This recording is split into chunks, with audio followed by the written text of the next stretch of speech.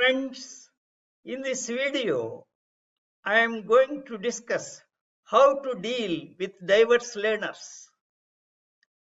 The student-centric education, that is the new paradigm of higher education.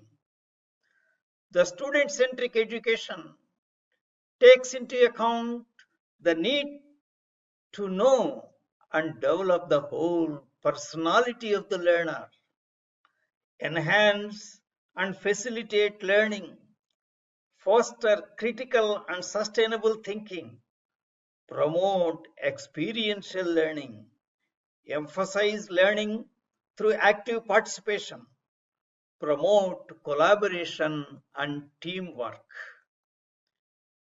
Why do we focus teaching on the learners? Because we have to deal with diverse learners.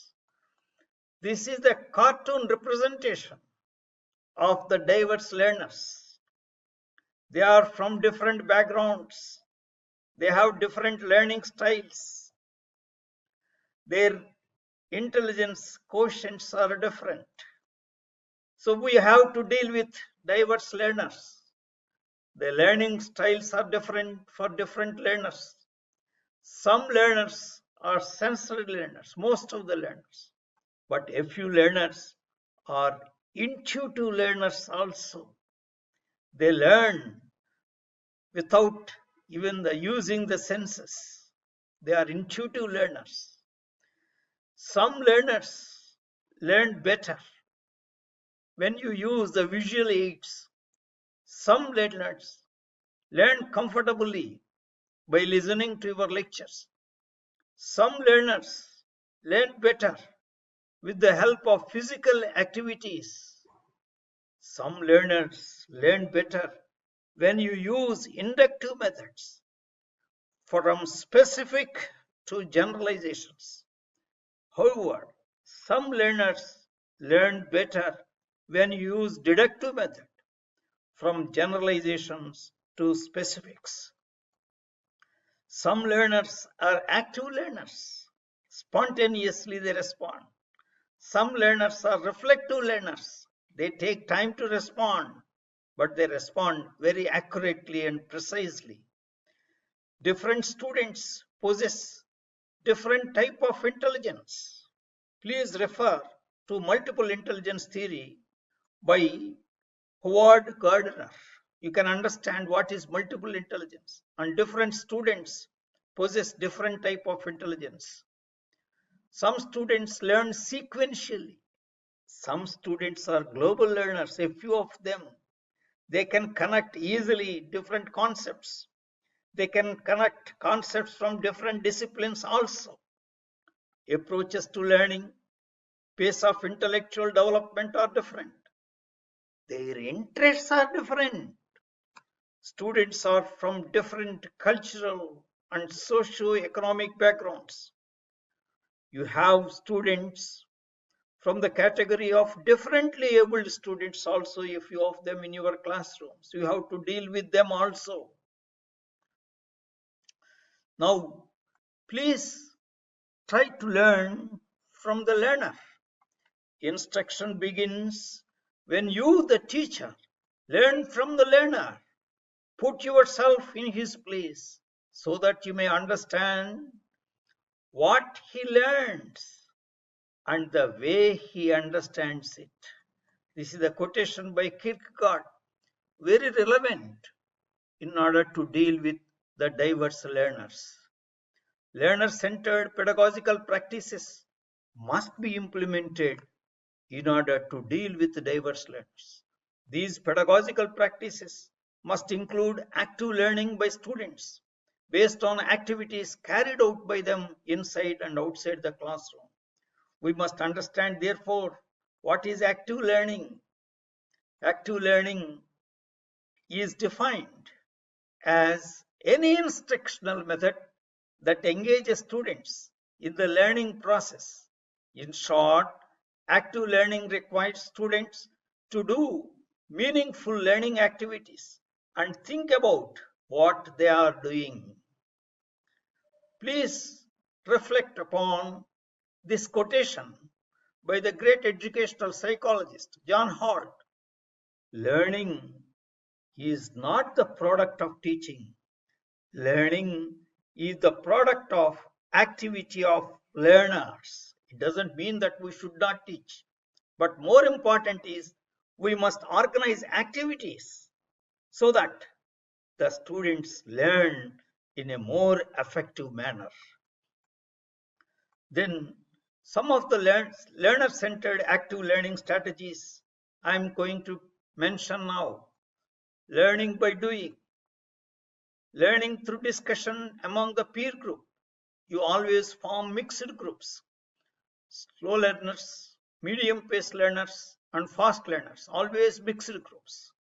Learning through case studies, learning through group projects, again with mixed groups.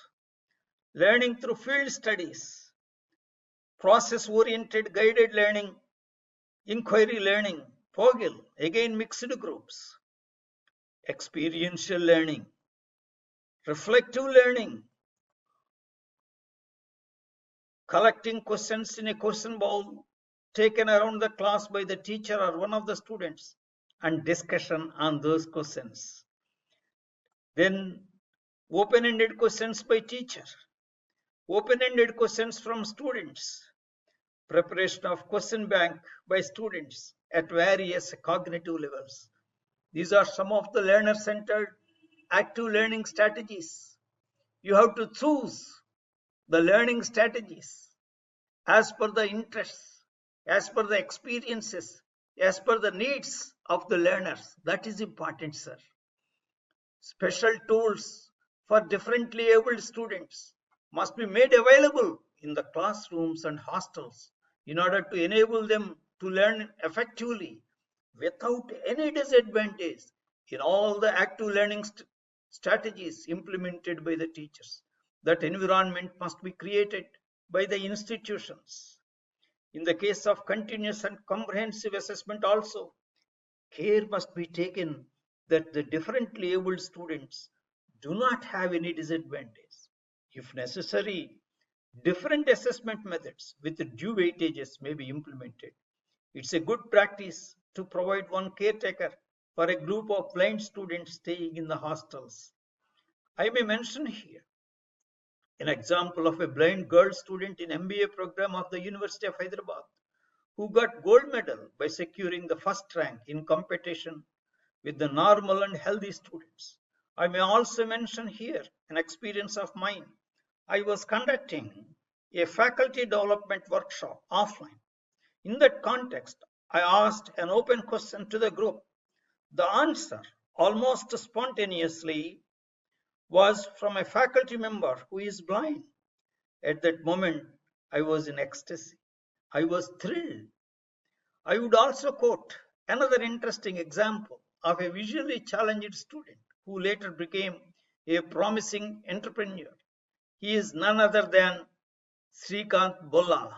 Therefore, differently abled students can excel, provided appropriate teaching learning strategies are implemented by the teachers to meet the needs of those learners. Teacher-student relationship. Right kind of teacher-student relationship is necessary to deal with student diversity and inclusiveness in higher education. Please watch my video on teacher-student relationship. The link is given here. Empathetic relationship with students and effective communication with them are very important attributes of a teacher, and they have got a very positive impact on the learning outcomes of the students. Guidance, counseling, and mentoring of students by teachers is necessary in all the institutions of higher education to deal with student diversity and inclusiveness in higher education. Conclusion: the teacher must use learner-centered pedagogical practices with the right kind of teacher-student relationship and play the roles of the facilitator of learning, guide, counselor, and mentor to meet the challenges in student diversity and inclusive education and do justice to the needs of diverse learners and differently abled students. Thank you very much.